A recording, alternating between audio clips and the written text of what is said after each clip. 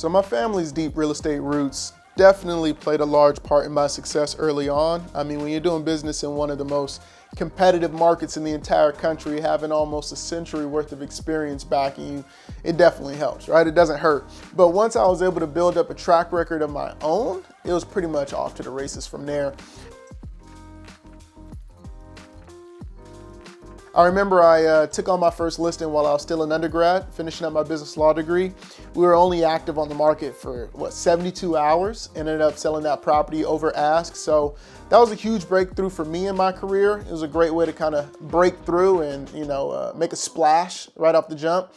From there, I took on another listing, still while an undergrad, and this go around, my brokerage and I, we both funded and managed an entire renovation of the property. And we took this approach for two reasons. One is to help the client out, of course, but secondly, because it makes our job easier, right? As a realtor, if I have, practically a brand new home to bring to market, when I have that quality of product, I'm able to demand top dollar from my clients. And in this particular transaction, I was able to secure something north of 25% more than the initial net returns that I had drew up for the client. So from there, the good times kind of just kept on rolling. I began buying real estate out of state. I picked up some assets up in the Northeast, followed by some stuff over in the Midwest. And here we are. Years later, multi-millions bought and sold, and even more under management. And I couldn't be more thankful for the journey. But I will say this, when I am sitting down with clients nowadays, I really don't start the conversation with whatever it is I did in the past. And it's because, in all honesty, I don't think they care, right? The vast majority of clients, man, they want to know, what is it that you bring to this table? What is it that is your special it factor that's going to help us today, rather than whatever it is that brought you success yesterday?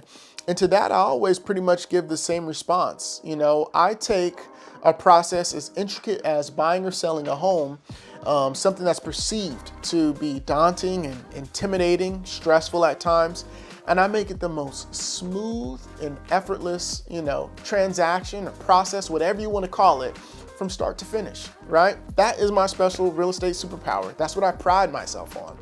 And unfortunately, I think that there's a lot of real estate advisors and even some clients, unfortunately, that kind of undervalue just how important ease of doing business really is when it comes to working together, right? It's almost as if how organic and natural the working relationship is comes as an afterthought to these elaborate and theatrical listing presentations that advisors are putting on nowadays. So unlike some of my realtor counterparts in the business, I've made simplicity and ease my mantra, right? Buying, selling, and investing made simple, just as it should be.